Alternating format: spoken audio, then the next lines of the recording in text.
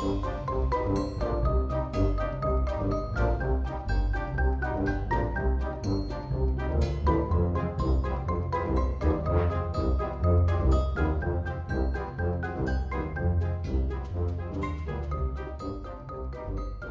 to RhapsodyCast, second episode. We did it. We did it. We came back. We did it. For those of you just joining us, oddly enough, on the second episode, or for those of you who've forgotten since the first episode, RhapsodyCast is a podcast where me, Matthew Fridley, and... me? Yeah. Oh, me. Nate Crocker. We write short stories in the fantasy genre. We do it through a prompt. We do a shared prompt, and then we each give each other a unique prompt for that week. Then we write stories using those prompts, and then we read them to each other, comment, ask questions, things like that. It's like a free chapter of an audiobook every week. There you go. And this week, week 2, the shared prompt is tournaments. Mm-hmm. Then why don't you give them your unique prompt you gave me? Oh, I gave you... What did I give you? Oh, no. You don't remember? No. Yeah, no, I know. I totally had the story without remembering. You gave me clockwork bicycles. And what did I give you then? You gave me... Shit. What did I... What did you give me? Is this happening? No, I'm just kidding. Oh, okay. You gave me an inanimate object that's animated, or something like that. Yeah. An inanimate object that's animated. Okay. So, before we get to all that, what cool things did you do this week, Nate? I don't know. I made a podcast about movies, and I watched a lot of movies, and I worked a bunch, and I drew a bit. I was drawing, well, because I was writing my story, I started drawing my characters, and that felt good, because I haven't been drawing a lot recently, and I need to draw more. Yeah, Nate's a professional artist. I think we can safely say that. I'm a professional artist in the sense that people pay me to make words on a piece of paper. He's using his art degree to do graphic design for a newspaper. Yeah. But he also does commissions and stuff. He did the cover of a book once. So you're a professional artist. That's inarguable. Unlike me, who I've used my degree to have a blue-collar job. Which just means I didn't use it at all. And also Nate mentioned other podcasts. We do another podcast with Nate's roommate called M-Wire Weekly. I'll put a link to that in the show notes. We should probably plug this show on M-Wire if we can get a chance. Totally gonna do that. Yeah, definitely. So I guess then me, this week I also did M-Wire, saw a bunch of movies. I think five movies this week. It's pretty good. It's a pretty good week. Rekindled my interest in Rhapsody, the Italian epic symphonic metal band. They do some of the most fantasy songs you'll ever hear. If you have never heard of them, I suggest checking them out. They go by Rhapsody of Fire now because of a lawsuit. You're welcome, by the way. For showing you introducing me to Rhapsody. Yeah, it's as much you as it is Austin. Austin showed you, and then you and I found it together when Austin gave you that disc. Right. But yeah, it was awesome. It was great. It was unlike anything I'd ever heard before back in high school. So I guess with that, we'll start our stories now.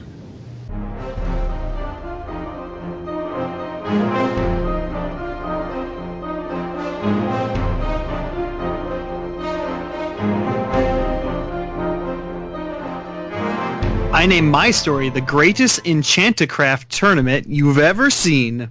Enchanticraft. I'm interested. Chief Jenkins here for the final race in the Enchanticraft tournament. The races are headed to the starting line. Let's wish them luck. They have worked so hard in their own brackets to make it this far. These racers represent the best of the best from the 3 continents of Tarantania. Nice. Bop the Dwarf of Smithdale inched his Enchanticraft to the starting line of the last race in the Enchanticraft tournament, sponsored by Demonic Delicious Sorcerings. The cursed onion rings. Oh, I'd eat some of those. Yeah. I like the idea of sponsorship and, like, advertising in my world. Oh no, it's gonna be in mine too, don't worry. Awesome. He stroked his long grayed beard and took a puff of his lengthy pipe, both habits he developed throughout his long life. He hopped into his craft and lowered his goggles and then eyed his opponents. To his left was Balak, the Vampire King, the smoothest vampire/dogman in all of Lynchton, nay, all of Tarantania. He's a vampire and a dog man. Yeah. I like it. I'm not sure if I want to pronounce his name Balak or Balak. What do you think, Matt? I don't wanna I like both of those. Okay. You decide. I'm gonna go with Balak Balak. because it sounds less like what I think it sounds like. Okay. Balak, being the king of all vampires and somehow man's best friend at the same time, grew to the heights of popularity in Tarantania. Nice. While he didn't build his stunning enchanticraft himself, he piloted it with the utmost grace and ease. He was able to come in first in every race in his bracket because if his opponents didn't fear him, they loved him, since not only was he half vampire, but also half dog, and dogs are awesome. Yeah, they are. To his right was Meryl, the human gearhead, from the continent of Andermeyer. She had been known for her prowess in the magicanical arts. It's a new word. Yeah, man.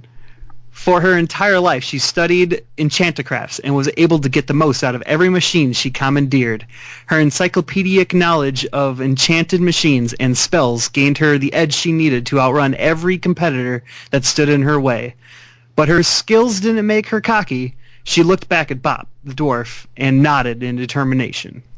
So, are these like cars? They're like, Do they float? Do they have wheels? Yes. Oh, okay. Okay. Continue then. You'll will. see what they can do. Just know that I'm waiting. Okay. The racetrack was the longest ever created, starting in the grassy plains of Smithdale, passing the great ocean to the arid continent of Andermeyer, going underground into the fire mines, and then ending up in the cloud kingdom of Puffton.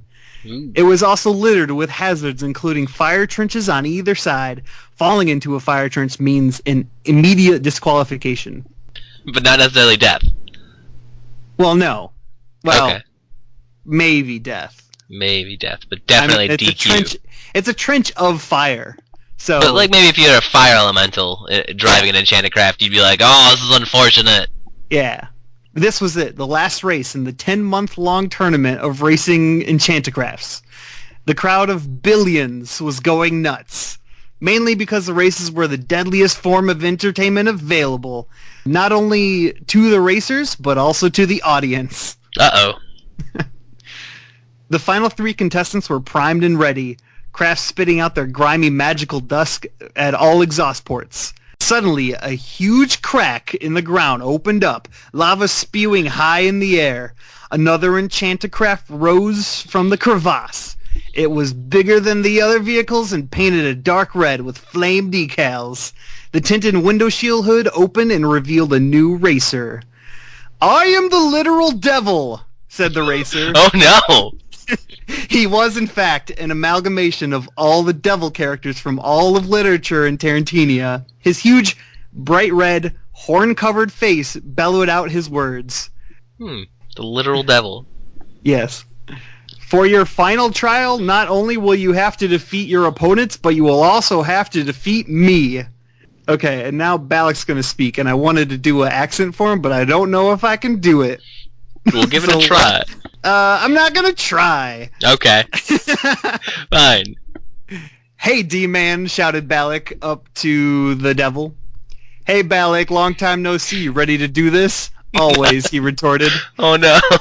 Bop looked over to Balak, uneasy about his seemingly unfair advantage of knowing the devil personally. He was hoping the devil wouldn't play favorites, but then again, it's the devil. You never know what the devil's doing, man. Yeah. Bop looked back at Meryl, whose head was bowed, praying to whatever deity she thought would help her in this race. The devil rode his Enchanticraft into the starting position. All right, is everyone ready? 1, 2, 3, go! With that, the devil got a big head start.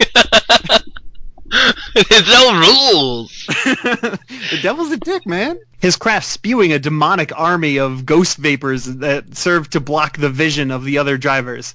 Balak wasn't phased, though, driving his craft close to the edge of the track, giving the ladies a glimpse at his puppy dog eyes. Okay, this is where I wanted him to actually have an accent. He says, "Hey, ladies, you don't want to see me lose, do you?" Oh, man. He's like Pepe Le Pew. Yes, exactly. The crowd roared in a soprano of cheers and swooning. I don't know if I used that term correctly, but I wanted it to sound like all the cheers were of women. So maybe I could have written that better. I'm keeping it in. No, I mean, I want you to keep it in. I don't know if I used that properly. Nah, it's fine. I didn't think so. Pressing 1,000 buttons with his vampiric speed, his craft transformed with huge mechanical bat wings and flew into the air above the demon smoke. Fire blazed from his engines, pushing him forward. Stuck on the ground, Bop and Meryl were keeping up, but with their visions clouded, the treacherous track was made even more so. Bop looked over at Meryl's craft. She was standing on top of it and reading from a book and waving a magical wrench. She cast a counterspell that sent the air pushing away from her in every direction, clearing up the smoke and giving Bop's rig a huge thrust right into the fire trench, disqualifying Bop. Oh, no! Just like that. He's gone. I thought she was giving him aid, but no. Nope. Right into the fire trench. Dude, she doesn't give a fuck. She's gonna... Is Bop dead? Bop is... We'll see. Okay. With the devil in the lead and Balak a close second, Meryl had to think quick. Dodging the ice arrow shooting out of the ground, Meryl casted a spell on her car. "I feel the need for speed," she announced, and with a flick of her wrench, her craft got a sudden boost of speed, closing the gap. The track started crossing the great ocean. Audiences on either side of the track cheered as the three contestants flew by at speeds barely visible to the human eye, but obviously visible to elves' eyes because they're way better. Through turns, curves, and loop-de-loops, the riders raced in a neck-and-neck battle of speed that blew away any other speed battle before it. Oh, man. Speed battles, man. They're intense. Yeah.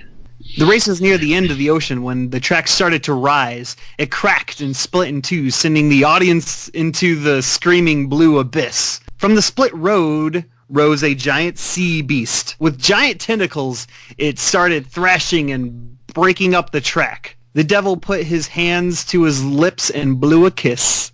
The kiss flew into the mouth of the giant sea beast, causing him to fall madly in love with him and redo all the destruction that he caused.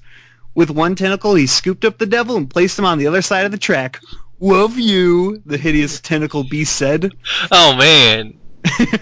Everyone loves the devil when the devil can just do that shit. Yeah, he's magical. The beast, now subdued, ended up being a fairly easy obstacle to pass by. Balak just flew over it, and Meryl cast a portal spell to get her from one end of the gap to the next. What? She should use that to get to the lead. What? That would be... she doesn't think on her feet. She thinks... I've decided that if she did that, disqualification. Oh. Very strict rules. Okay. Anyway, Balak transformed his craft back into a roadster, and they entered the deadly and claustrophobic fire mines. The fire mines were covered with fire. I love that sentence, by the way. Yeah, no, I've got a couple sentences that are tautologous like that. I like them. All right. Fire on the ground, fire on the ceiling, everywhere. The devil laughed as he passed by with no issues, since after all, he's the devil, and fire is kind of his thing. That's what he does. Yeah. Balak was also not phased. He actually wasn't physically able to get hot because dogs are so cool. Meryl, on the other hand, was dying. She cast a spell of ice to cool her off, but that only immediately turned into steam, effectively creating a useless steam spell. Oh, man. Like, this is hard on Meryl, man. These two dudes are being douches. The crowd gave a low cheer of extreme lethargy. uh, They're in the fire mines. yeah, that's But, not. Those are the cheap seats for sure. Yeah, definitely. Tickets to the race in the fire mines came extremely cheap. Ah. Yeah, I know. So they were mostly populated by orcmen, demons, and half-demons, who only ironically enjoyed the most popular sport in all of Tarantinia. Oh, they're hipster demons. Yeah. Meryl caught up to Balak. This better work, she thought, and she held a large red ball high in the sky. Balak looked over and lost his shit. You want the ball? You want the ball? Go get it. She threw the ball behind her, and Balak stopped his craft and jumped out in the fire mines, catching the ball in his mouth. I'm surprised no one tried this before. Balak, that's not even the same accent, but whatever. No, it's totally vampire accent. Balak thought as he enjoyed his newfound toy. Winning actually didn't matter too much to Balak, as he was already the most popular guy in Tarantinia and had nothing to prove to anyone. Also, the devil's his best friend. Yeah, I mean, if he beat the devil, like, I don't know, that would be weird. Escaping the fire mines, Meryl saw the devil ahead. They both started the incline towards the Cloud Kingdom. She knew she couldn't catch him in time to beat the devil. With all her power, she cast her final spell. Dear Angli the deity, the devil is giving me a lot of trouble right now. Would it be cool if you came down and helped me out? I'll give you my firstborn. Meryl prayed an empty promise, knowing she probably will never have a child. She totally didn't need that anchor weighing her down. And she's already gotten rid of it if it does happen. Yeah. Thanks a bunch, Meryl. She prays like writing a letter. Yeah, I mean, however it gets to God is however. The sky opened up, and Angli the deity descended upon the racetrack, dressed in all blue with a badge that says, just going away? Don't mess with the law. Oh. Full good. Full good? The lawful good. Oh, okay. It's a dumb joke. That's a pun. Yeah. Hey, devil, he said. Everyone knows the devil in this world. The devil stopped, looking upon the deity with fear. You missed your court date for your parking tickets. I'm afraid I'm going to have to have your vehicle towed, and your new court date is tomorrow at 10 a.m. And hey, are we on Andermeyer? Isn't that breaking your parole?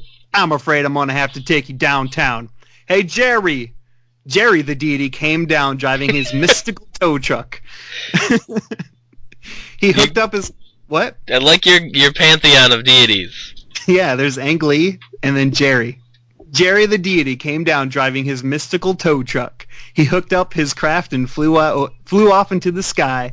Angli and the devil flew off into the sky. I wrote that twice. Man, I did that a couple of times. There's probably like a good 10 minutes between those two sentences. You know what I mean? Yeah, he's hooking up. He's towing is not a quick thing. No, never mind. You meant when you were writing it? Yeah, like I wrote that sentence and then I thought about another sentence for a really long time and then forgot what I already wrote. Yeah, it'd be too much work to look back. Yeah. I'll get you, Meryl, you snitch, the devil said. Meryl whizzed by. Thanks, Angli. You're welcome. Remember our agreement. Firstborn. Sure, whatever you say. Meryl easily sped up the hill into the Cloud Kingdom and finished the race to the excitement of billions watching. The crowd cheered as she hopped out of her Enchanticraft. Jeeves Jenkins flew down in a cloud platform and invited her on. They flew over to the winner's circle where Bop the Dwarf and Balak were waiting and applauding. So they're not dead. They're not dead. No one's dead. As in complete opposite of my last story. Where everyone dies. Yeah. I liked all these characters and Bop the Dwarf didn't say anything. Oh no. Oh, spoilers. Anyway, Meryl was presented with her prize, a magically majestic mechanical guitar. The guitar opened its eyes located on its head. The head of the guitar, by the way. Yeah. That's a thing. Yeah, they have those. Yeah. Congratulations! Do you know how to play guitar? The guitar said. Nope, she replied. Well, you do now. With that, the guitar cast a spell of epic shredding, and Meryl finished out the ceremony by playing the Erlenmeyer National Anthem. We live in the desert, but we like it anyway, We think you would like it, but you'll probably think it's lame, She rocked all night, and everyone was happy, even the losers. The end. I like it. Like, that's a good national anthem. I wish I were living in the rockin' desert country that she's from. Yeah. That was great. That was good. What'd you think of my story, Matt? I liked it. I'm a big fan of Dracula Dog. Yeah, me too. I really want to draw him. Balaric? Balak. Yeah, no, definitely looking forward. I also want to know if she ever has a kid. Like, that could be an interesting story. She might actually want to keep it. Yeah. Or it could just be, a side thing where she gets knocked up and she's like, well, at least that was bullet dodged. Bye, kid. Didn't even bother to name you. Didn't even. Oh, that kid is sad. Well, he's growing up with God. I mean, a God. Well, yeah, he's like Engli, the deity, is like the lawful good deity. There's lots of gods. Yeah. It's like Jerry, the deity. Yeah, and he's the deity of tow trucks or whatever. Yeah. The impound deity. Yeah. Okay, cool.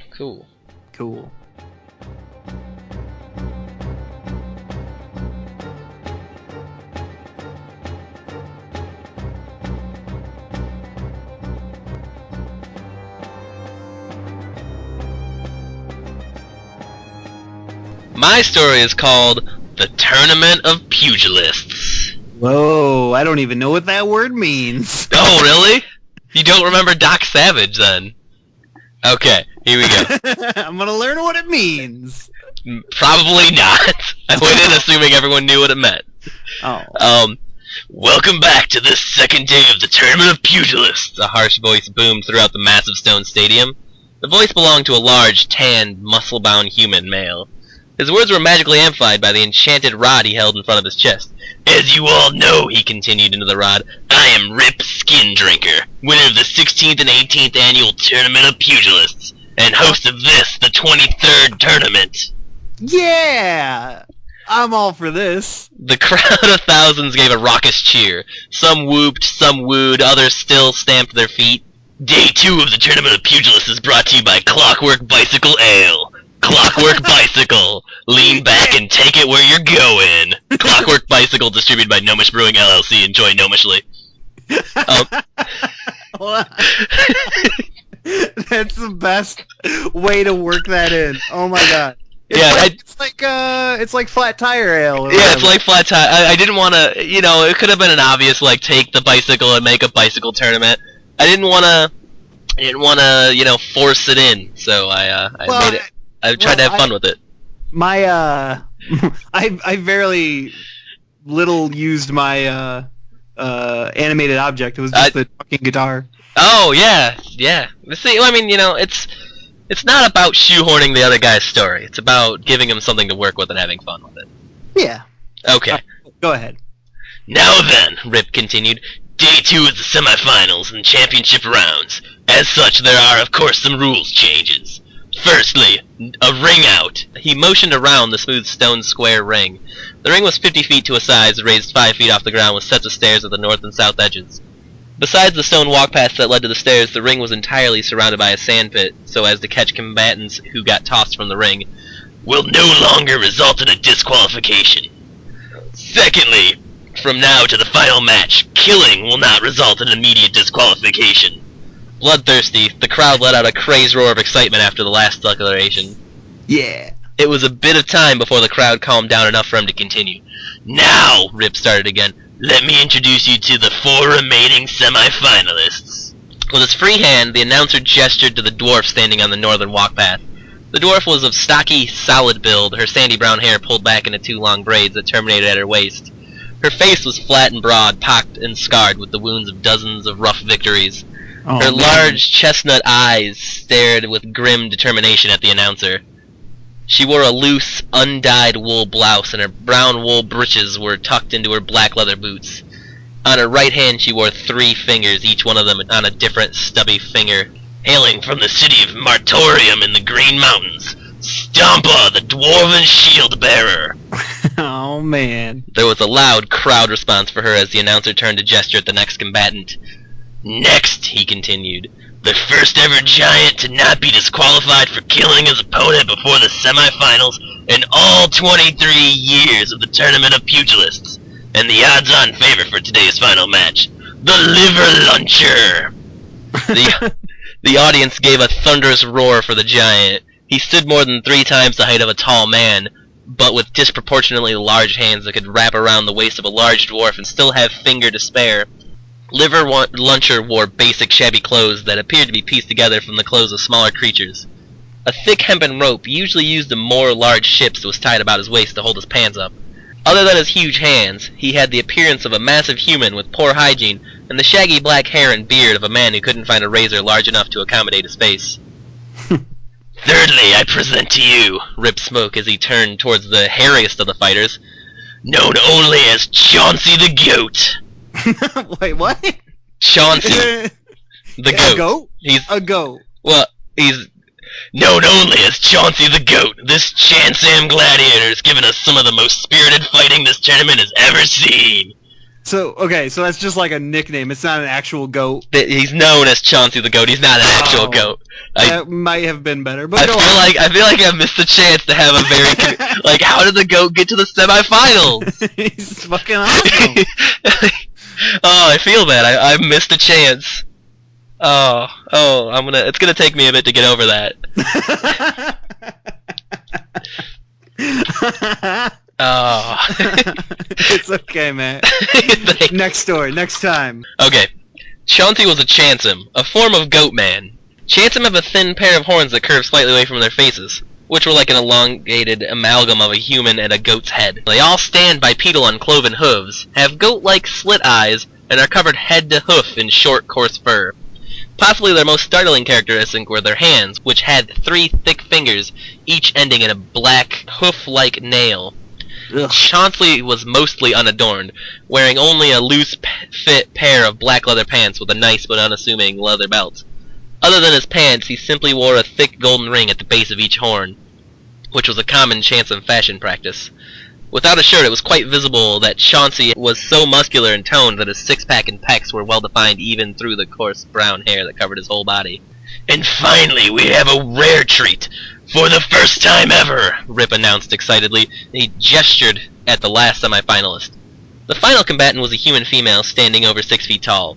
Her crimson hair fell in dreadlocks about her shoulders and down the length of her back. Her skin was a fair, creamy complexion. The hazel eyes that were set in the center of her round face were locked with fiery hatred on the giant as he tried to pick his nose with his massive finger. Draped from her right shoulder was a crisp white toga, only a few shades lighter than her skin. The toga was cinched at her waist with a silvery cord that matched the silver bangle she wore on her right wrist. Her feet were wrapped in lacy sandals, which would hold tightly to her, but still allow for comfort and mobility. The Tournament of Pugilists welcomes Cassandra, the Amazon Spear Maiden. Nice. The crowd erupted at the introduction of the tournament's first ever Amazon combatant. Amazons were rarely found outside of their secret, hidden communities and were generally regarded as a myth, though Cassandra's above-average height and thick, muscular build made more than one believer that day. Today's first match will be between Cassandra and Chauncey. As the pugilists make their way to the ring, I'll pass it off to today's commentators. Rip announced as he stepped out of the ring. Thank you, Rip, a different voice boomed. The voice belonged to one of the 2 commentators, sitting at a table at the northeast corner of the sandpit. I'd like to take this chance once more to thank our sponsor, Clockwork Bicycle. Enjoy gnomishly. I'm Randall J. Newman III, here with 3-time tournament semifinalist Spicy Contactus. Spicy, you've been here before. Give the audience some insight into the minds of these 4 warriors. What is this? Whose line is it anyway? Spicy Contactus? Yeah, Spicy Contactus. Like, he always gives him a weird name, but he's like, it's got a gladiator feel to it. Yeah. He's like Spartacus, but spicier and contactier. That's awesome. Well, RJ, Spicy explained, if I were Cassandra, I'd be concerned with what that goat has that I don't. Hooved feet, thick, strong fingers, coarse protective fur. Think of the opponent's strengths or the weaknesses and try to use them to your advantage. Sound advice indeed, Randall confirmed. It looks like our first fight is about to commence. Let's hope it's a real slobber knocker. Slobber knocker? That's a term. That's awesome. Yeah. If there's gonna be more of that. Term? It's a real term? Yeah, we'll discuss that at the end. Dude, like, are these guys talking to the crowd, or are they? Yeah, they're talking to the crowd. This is just they have the rods that amplify their voices. So the contestants can hear them as well? Yeah. Alright, cool. On the raised ring, Cassandra and Chauncey the goat squared off. There was a tense moment where everything was still. Then Chauncey lunged. His hooved feet pushed off the stone floor of the arena. He built up speed at an incredible rate and bent his head forward, aiming his long, curved horns straight for Cassandra's heart. The Chansom gladiator closed the distance in seconds, barely giving the Amazon time to set her feet in a wide stance. Right before the horns were about to slam into her chest, Cassandra grasped the goat man by the goat horns. Her muscles tightened and flexed as they strained to hold him in her grip. Hooves finding far more purchase in the firm, unrelenting ground than simple leather sandals, Chauncey continued to push his fair-skinned opponent back even after the initial jolt. This is quite an interesting tactic, RJ, the one commentator noted. Though a ring out isn't an immediate victory in the semifinals, knocking your opponent off her feet will give you a clear advantage. Is this like pro wrestling rules? Death? This is like no. Cause there's no pinning, there's no timeouts. Pugilist is just like a fist fight. Okay. So it's just like have you ever watched Dragon Ball Z? If you think the Tenkaichi Budokai tournament, it's a fighting tournament. Only cool. In the final rounds you can kill and there's no ring outs. Awesome. It's just to the death. It's not necessarily. You can yield. You can be knocked out. Okay. Okay. You said it, Spicy, the other agreed. Chauncey the Chansam Goat Gladiator is about to give one heck of a pugilistic show here today. Cassandra's whole body was tensed. Her braced feet slipped smoothly across the stone behind her until she came to the edge of the ring. The ring had a small, rounded lip, and when the Amazon's feet found it, she splayed her toes, gripped it, and stopped her backwards movement. Chauncey, feeling the added resistance of his opponent and bracing herself, decided it was time to twist his horns free. His neck muscles tightened and his eyes bulged as he strained against her, but he didn't twist. The goat tried twisting the other direction. He jerked up, he jerked down, he jerked left and right. Though each motion was more desperate than the last, none of it afforded him any movement. The Amazon's grip was unrelenting steel. Man, she is powerful. Yeah, dude, Goat Man, she can't break that. Can't break Goat Man. Chauncey's head began to ache. Furious anger overcoming him, his heartbeat pounded in his eardrums as he struggled to fight the iron vice that held him in place. Desperation flowed over him and he let out an angry, guttural bleat. Out of options, yeah, just like a goat. He's a goat man. He's a goat man. Out of options, actual goat. Though. No. I missed that joke opportunity. Thanks for bringing it up. Oh. Out of options, Chauncey lashed out with his hands. Thick, hooved fingers sliced hopelessly through the air. The flailing arms nicked and scratched her forearms occasionally, but inflicted no real permanent damage on the strong female contender. Though she appeared to be winning the current contest of strength, Cassandra only managed this through concentrated effort and force of will. Sweat glistened about her face, across her arms and down her legs, soaking into her toga as she struggled against her foe. A fierce growl escaped from somewhere deep inside her as she labored to push her sore muscles further. Her furious utterance reached a crescendo as Chauncey's left horn gave way, snapping free of its base on his skull. With his left horn gone, all of the force and strength of the warrior maiden poured suddenly into his right, quickly sending him into a sprawling tumble. The golden ring that was at the base of his left horn bounced and skidded away, but he barely noticed the loss. Her opponent launched from her hands in a twisting spiral, but Cassandra burst immediately into motion. As the Chansom slowed to a halt on his back, he got only the briefest view of clear blue sky before the burning visage of a fiery-haired, flush-faced Amazon filled his vision. Smoothly, she dropped on him, the skirts of her toga spreading out around him. She sat on his stomach, a knee firmly planted on either fur-covered shoulder, easily pinning him down. Cassandra's left hand brought the tip of his own broken horn down on Chauncey's throat, her right hand firmly resting on its base, entirely ready to stake it through her foe's neck. Damn! Her pupils were pinpoints of focused rage piercing straight into his skull. Yield, she demanded flatly. I yield, he yielded goatishly. Nice. Now that's what I'm talking about, Spicy cried triumphantly. This red-headed vixen is tougher than a 2-copper steak shank, RJ agreed, and the crowd loves it. It was true. After recovering from the startlingly quick end of the first match, the mass of fans had erupted in a raucous explosion of cheering and clapping. Not reveling in her victory, Cassandra smoothly lifted herself from atop her defeated enemy. She turned and walked away, offering Chauncey neither a severed body part nor a helping hand back to his feet. We've already seen... What? She's cold. Yeah, man. She's here for one thing. Right. We've already seen one true contest of strength and athleticism, RJ explained enthusiastically. Let's hope these next 2 fights give us an equally good show. Agreed, RJ, Spicy said, nodding. Dwarf and giant fights are always a sight to see. Watch as the 2 enter the ring there. Giants are massively strong, but watch his slow, awkward gait. Stampa might be broad, but her height and sure-footedness will give her the advantage of mobility. An interesting observation, RJ commended. Now, let's turn our attention back to the ring, where business is about to pick up. The 2 fighters of wildly different heights had entered the ring, and were now facing each other. Stampa took a deep breath and set her feet. With a grunt, the dwarf pushed herself off, rocketing toward the giant, issuing an angry roar as she did. When she had closed the gap down to just a few strides away, Liver Lunch's hand closed down around her head. With a slight grunt of effort, the dwarf was hoisted off the ground. Held aloft by only her head, Stampa flailed wildly, her tiny fists beating against the massive flesh mitt clamped around her. The huge man stared at her abdomen briefly before plunging his index finger of his right hand into her guts. There was a collective gasp from the audience as blood gushed out around the impaling finger. "Oh my god! Oh my god!" RJ repeated over and over.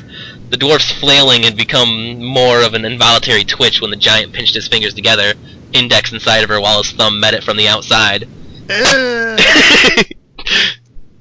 did RJ's voice wrong there. It's supposed to be like, "Oh god! Oh my god!" Effortlessly, the liver luncher plucked Stampa's entire flank and presumably her liver from the rest of her, then tossed it into his mouth like a wet, dripping grape. No! Why, man?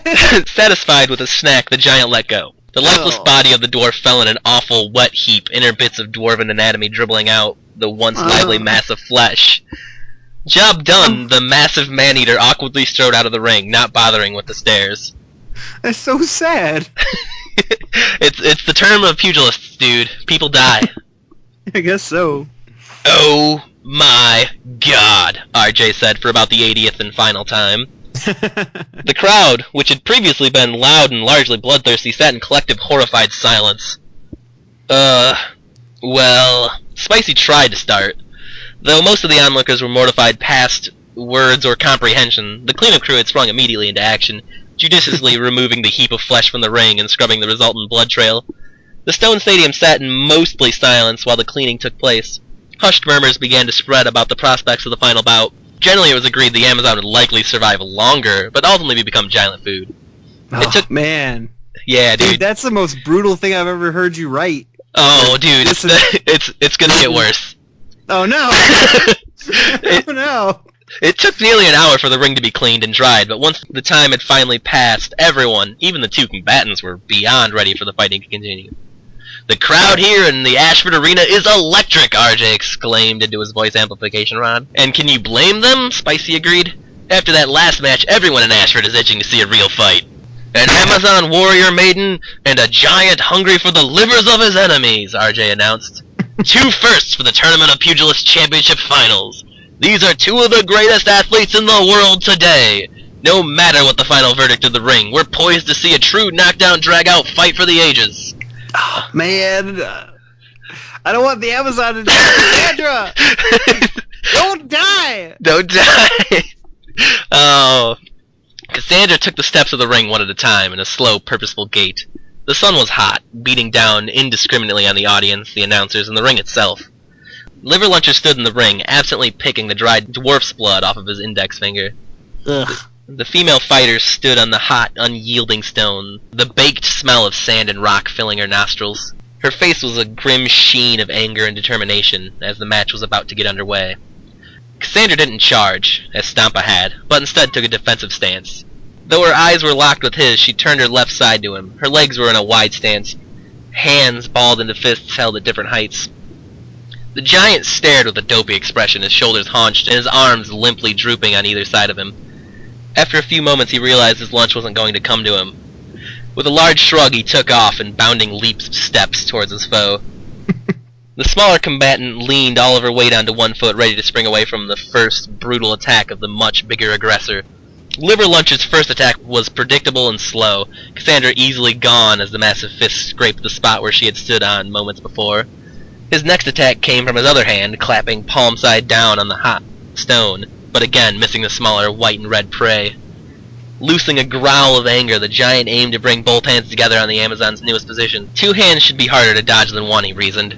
As the hammy grabbers began to close around her, Cassandra charged forward. All of her speed and weight behind it, she threw a powerful punch into his massive shin. Quick as a reaction, the giant's foot kicked out, taking the smaller fighter by surprise and launching her away.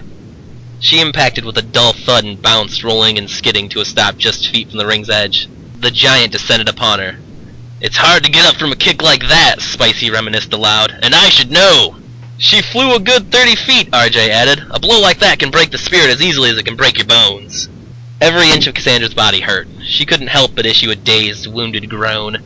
She was barely aware of anything when the giant's meaty fist wrapped easily around her waist. Her head dipped to one side, her vision blurring in and out of focus. Her whole body was limp as he hoisted her up, her arms trailing behind her and her legs dangling below his monstrous grip. She was fairly certain she had lost a sandal. Still in pain, Cassandra began to regain her senses as Liver Luncher inspected her. That's a funny thought where she's just like, I think my sandal's gone. I'm dying! Like, you've had those moments, haven't you, where it's just like, it's hard to just focus? But like something, I've heard stories of people that get into car accidents and like, they don't remember the accident, they don't remember what happened, but they remember exactly what song was playing. Right. I tried to grasp that. Okay. Still in pain, Cassandra began to regain her senses as Liver Luncher inspected her. "I never eat a what's-it like you before," he said, his hot, foul breath washing over her. "That's surprising," she said coldly. In barely a whisper she continued, "Your people massacred mine. It's because of you that I have no sisters and no home to return to." "What's it?" Dude! Yeah, "What's it?" he questioned stupidly, unable to understand her soft-spoken word. He brought her up, just inched away from his face, her entire head aligned with his massive eye. "I didn't hear that," he said. Quicker than the giant's eye or brain could register, Sandra plunged her arm down the top of her toga, then pulled it back out, producing the severed horn of Chauncey the goat. She plunged the horn straight into his pupil, driving it in until her hand holding the end of the horn bounced off the squishy surface of his eye. Dang! She tore the makeshift weapon free of the wounded eye and buried it like a hangnail where his fingernail met his finger flesh. Liver Luncher made to throw her, then brought both hands up to tend to his eye. Cassandra rode his hand, tightly gripping her recently installed handhold. When the hand stopped in its sudden motion, the Amazon carefully climbed down his knuckles and dropped to his grubby shirt collar. With all the might she could muster, Cassandra forced the horn into the giant's throat. The resultant gasp sucked the piece of Chansom into God knows where. Relatively tiny hands followed into the neck wound, and she began pulling and tearing, raking and ripping. Flesh bits tore away and fell as she devoted herself entirely to widening the hole. Liver Luncher gasped and gurgled as bodily fluids poured from every orifice, new and old alike. Cassandra rode the giant as he fell backwards, never ceasing her throat work. She continued still, after he crashed, and did not cease her toil until the rattling wheeze became a fatally grim silence. Her task complete, she slipped off of her kill. Her arms were slick with blood, the life essence covered and stained the front of her white toga. She stood victorious, the crowd roaring in thunderous approval. None of this mattered to her, of course. Cassandra was elated, her face perking in the slightest of smiles, as the grim pleasure of vengeance cascaded over her. She closed her eyes and took in the warmth of the ring, on one bare foot. The end. That's awesome, dude. Yeah. So like she's the last Amazon. She is the last Amazon. The giants killed all the Amazons, and Yeah. she was originally named Gianda the Giant Slayer, but now it's Cassandra the Giant Slayer. Her Nice. whole thing is she's killing all the giants. That's the only reason she even joined the tournament, is she wanted to That's kill awesome. the giant So that she she knew was killed there. one giant. Yeah. Man, That's how That's determined nuts. and vengeful she is. that's awesome. That was a good story, dude. Thanks. I I tried. really I enjoyed tried to that. be a little more actiony than the previous one. Yeah. Well, I mean, the different tone completely. But Entirely. but really fun. Really brutal, dude. Yeah. Well, I mean, it's You get that. pugilists. They have to be brutal. I get it. The pugilists. You keep saying that word. Oh man.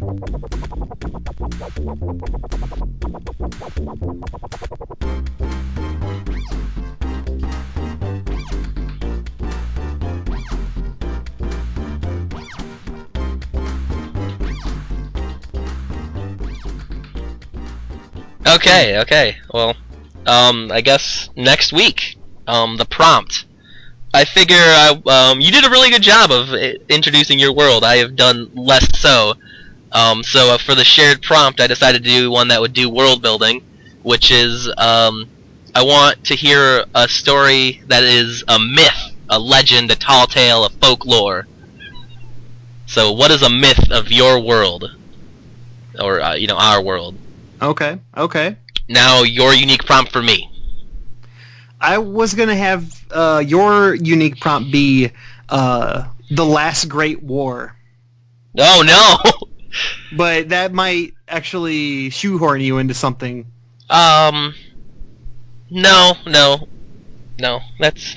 I mean, that goes right with myths. Yeah. So I don't know if you could. Well, I mean, do what you want with it. Do whatever you want. I can. Yeah. I can do you can something. do it. Yours is assassins. Okay. So you are writing a story about a myth, and it has to involve an assassin. Okay. And I am writing a story about a myth, and it has to be with the last great war. Yeah. So if anyone has any questions or wants to get a hold of us, they can get a hold of us through various ways. The easiest, well, no, there's no easiest. But the first one I'm going to mention, They're all easy. Come on. they're all easy. The internet makes life easy. Yeah. There's a show Twitter at RhapsodyCast. And Nate and I both have personal Twitters. We're both totally open to you suggesting prompts or anything else that we might be able to use to throw at each other for unique or shared prompts. Mine is at FridleySent. Mine is at Adolfo Shabadoo. The spelling will be in the show notes. The show notes will have the spellings of all of these. The email for the show is RhapsodyCast@gmail.com. Do we have a Facebook? I will make a Facebook page before this goes up. Sounds good. You should be able to just search RhapsodyCast because we're a pretty unique named thing. And then you can also comment on wherever this is posted. Like if it's on iTunes, you can comment on iTunes. We're not on iTunes yet. We will eventually. On YouTube, you can comment there. We'll try to respond either in the place where you commented, or in the show. Yeah, hopefully. We can talk about it in the show. That would be cool. Yeah, but I mean, assuming it doesn't thing. get huge, yeah, and then we have 1,000 things that we have to respond to, and we have 2 hours of show that are just This devoted. isn't gonna get huge. Oh. Well then, okay. Oh, you accepted it. I did. You were just like. Now I'm okay. depressed. I could have. No, it's. Hopefully it's gonna be great, and everyone tell your friends because it's fun for Nate and I, and we hope you enjoy it. I have a lot of fun just performing my own stupid stories. And Matt, what? Your stories are way better than mine. Yours is fun. Yours is less about being an author and more about having fun. Like it was like watching Mario Kart with the devil. Yeah, exactly. I kind of I wanted to do that more, but I didn't get a chance. The deadline on this is strict. Okay. Except for we push it back every time. Shut up. Okay. Well, I hope you enjoyed it as much as we did. Have a good one. Have a good one. That is our signing out thing.